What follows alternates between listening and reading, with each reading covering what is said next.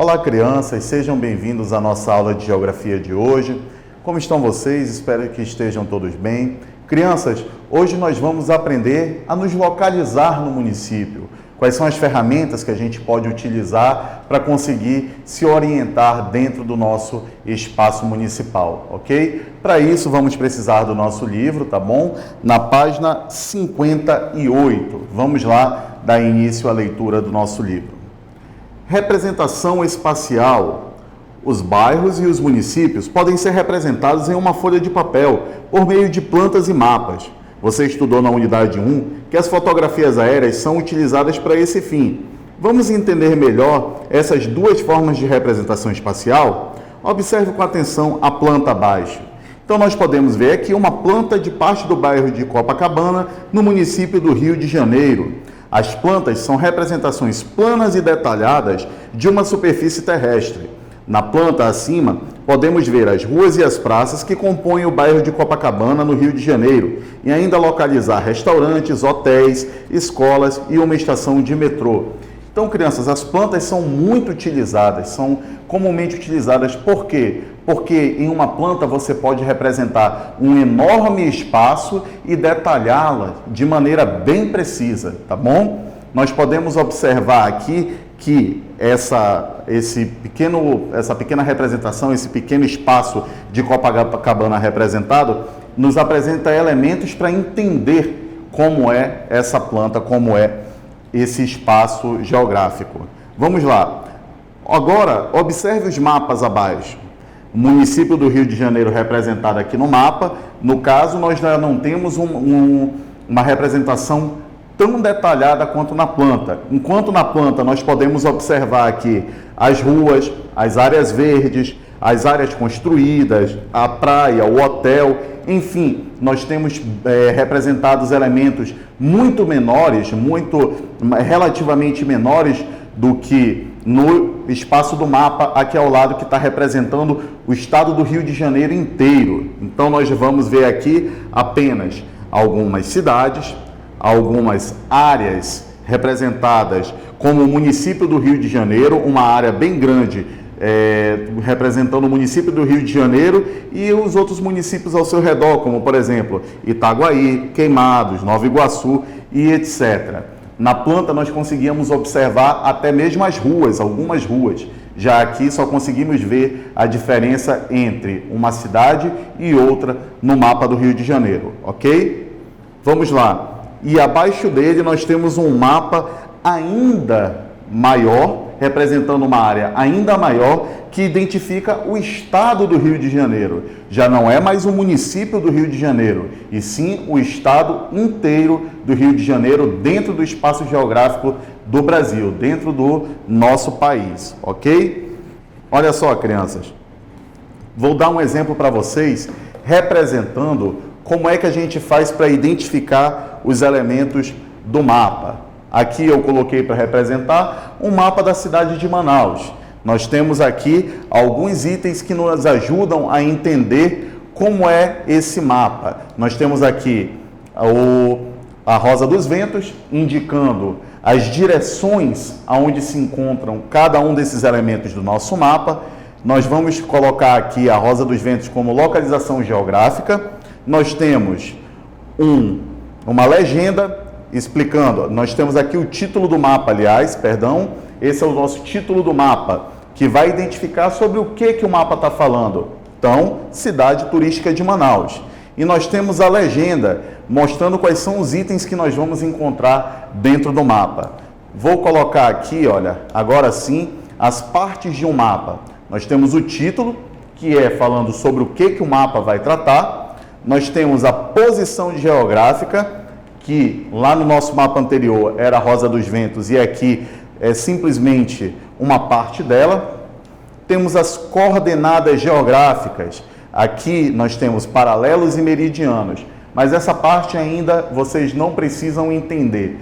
Só fiquem sabendo que as linhas verticais são os meridianos e as linhas horizontais são os paralelos, tá bom? E a escala numérica ou gráfica.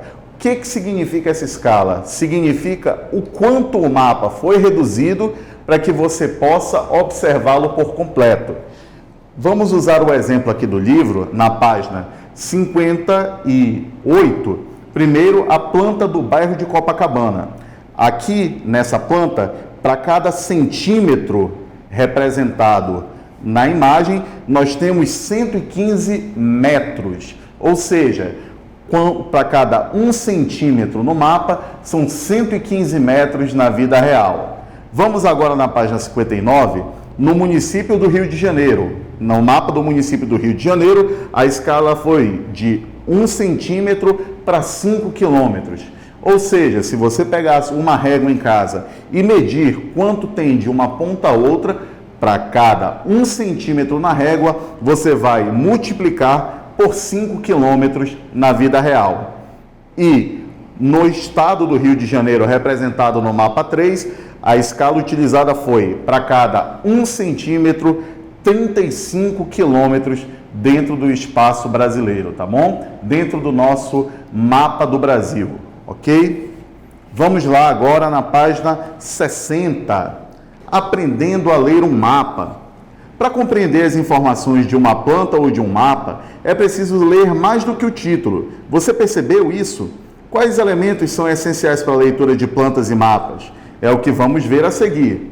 O título, primeiramente, indica o que está representado, o que o mapa está representando naquele pequeno espaço.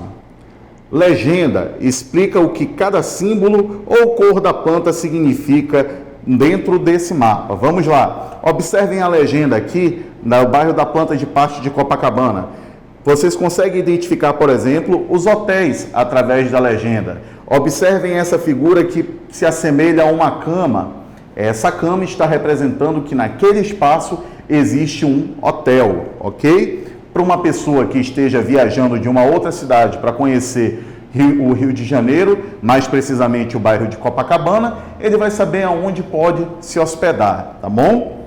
Rosa dos Ventos é uma figura que representa os pontos cardeais, norte, sul, leste e oeste.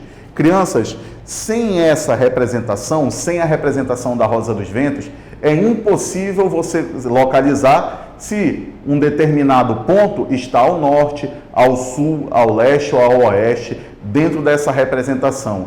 E isso é extremamente importante. Se você não consegue identificar para que lado fica, é impossível encontrar o que você está procurando. Você precisa de um direcionamento em relação aos pontos cardeais, em relação à localização geográfica dentro de um mapa, tá bom? Escala indica quantas vezes o espaço real foi reduzido na representação. Nesse exemplo, houve uma redução de 115 vezes para que coubesse nesta página. Ou seja, não é possível representar em tamanho real, senão nós não conseguiríamos enxergar a totalidade. Então é preciso fazer uma redução. Nesse caso aqui do mapa, a redução foi para cada 1 centímetro dentro do mapa, são 115 metros na imagem, na vida real, tá bom? Então, peguem uma régua e façam esse exercício. Peguem de uma ponta a outra, de um ponto, de um lugar específico até um outro lugar e vejam quantos centímetros tem. Para cada 1 centímetro equivalerá a 115 metros na vida real, ok? Na página 61 agora, crianças, as direções cardeais e o movimento do Sol. O Sol pode ser uma referência para a nossa orientação. A partir do movimento aparente dele, identificamos o norte, o sul, o leste e o oeste. Mas como fazer isso? Podemos abrir o nosso braço direito e posicioná-lo na direção onde nasce o sol de manhã bem cedo, o leste, como na ilustração abaixo. Nosso braço esquerdo aberto indicará a direção em que o sol desaparece no horizonte, no final da tarde, o oeste. Na nossa frente estará a direção norte e atrás de nós a direção sul. Crianças, vamos lá, que essa daqui é bem interessante, é bem legal para vocês fazerem em casa. Vai precisar acordar bem cedo, durante o nascer do sol, mas é uma experiência bem interessante de localização. Crianças, imaginem que vocês acabaram de acordar, o sol está nascendo. Olhem para onde o sol está nascendo, a direção em que ele está nascendo, e apontem o braço direito de vocês para essa direção. Eu vou usar como exemplo aqui, o leste estará deste lado, o sol está nascendo desse lado, apontei o meu braço direito, então para cá será o leste. E vou abrir o meu braço esquerdo diretamente, esse lado esquerdo aqui será o oeste, ok? Leste, aonde o sol está nascendo, e o oeste, aonde ele vai se pôr. Consequentemente, eu tenho à minha frente o norte e atrás de mim o sul. Crianças, é uma das maneiras mais antigas de se localizar e continua sendo muito eficiente. Vai ser eficiente para sempre, porque o sol sempre vai nascer a leste e sempre vai se pôr ao oeste, ok? Então, façam essa experiência em casa, acorda bem cedinho, pede uma ajuda para o papai e para a mamãe, alguém que possa lhe ajudar para fazer essa experiência, e quando o sol estiver surgindo, aponte o seu braço direito na direção onde ele está surgindo e aponte o braço esquerdo na direção contrária, dessa forma. Então, do lado onde ele está surgindo é o leste e o lado onde ele vai se pôr é o oeste. À frente nós teremos o norte e atrás o sul, ok? Curiosamente, com a lua funciona da maneira contrária, tá bom? Você tem que se posicionar de costas. Mas façam essa do sol que é bem interessante, tá bom? Crianças, vamos falar agora sobre os limites de um município, lá na página 62. Todo município é criado por meio de uma lei. Nessa lei, entre outras coisas, são definidos seus limites territoriais. Os limites indicam onde termina um município e começa outro. Os governos municipais têm autoridade para governar apenas dentro dos limites de seu município. Os estados e países também possuem limites territoriais. Os limites podem ter como referência elementos naturais, como um rio, ou elementos culturais, como uma rua, mas também podem ser linhas traçadas apenas no mapa, sem referências visíveis na realidade. Observe no exemplo abaixo que o limite entre os municípios de Juazeiro, no estado da Bahia, e Petrolina, no estado de Pernambuco, segue o curso do rio São Francisco. Neste caso, o rio também está no limite dos dois estados. Olha só, crianças, que coisa interessante. Os limites podem ser definidos são espaços definidos pelo ser humano e podem ser divididos em algumas categorias. Por exemplo, nós temos limites naturais. O exemplo que foi utilizado aqui da cidade de Petrolina e de Juazeiro é um exemplo de limite natural. O Rio São Francisco vai ser a divisão, vai ser o marco que divide o que é o estado de Pernambuco e o que é o estado da Bahia, ok? No caso, Juazeiro na Bahia e Petrolina no estado de Pernambuco, perfeito? Esses limites precisam ser visíveis? Não. Existem algumas cidades que são divididas apenas no mapa. Visivelmente, nós não conseguimos identificar essa divisão. Mas, geralmente, nós vamos encontrar uma placa delimitando esse espaço, como exemplo aqui na página 63. Olha só. Sinalização de limite entre os municípios de Santo Antônio do Pinhal e Pindamonhangaba, no estado de São Paulo. Neste caso, não há nenhum elemento natural que dê uma referência do limite entre os municípios. Ou seja, o que dá a referência do limite é uma placa, é algo cultural, foi colocado pelo homem ali. Pode ser uma placa, pode ser um portal, enfim, temos diversas maneiras de identificar esse limite. O importante é saber que esses limites podem ser naturais ou culturais, para identificar onde começa e onde termina o município, tá bom? E por que é importante saber onde começa e onde termina? Porque para cada município existe uma liderança, existe um governo. O prefeito de um município não pode agir sobre outro município, ele não tem poder dentro de outro município, tá bom? Então essa divisão precisa estar bem clara, seja de maneira natural ou de maneira cultural. Crianças, essa foi a nossa aula de hoje, tá? Para que vocês possam entender melhor esse assunto e exercitar aquilo que foi falado hoje, nós temos exercícios nas páginas 61, 63, 64 e 65. Façam os exercícios com atenção, acompanhem as correções online, tá bom? Para que sejam retiradas as dúvidas que eventualmente surjam.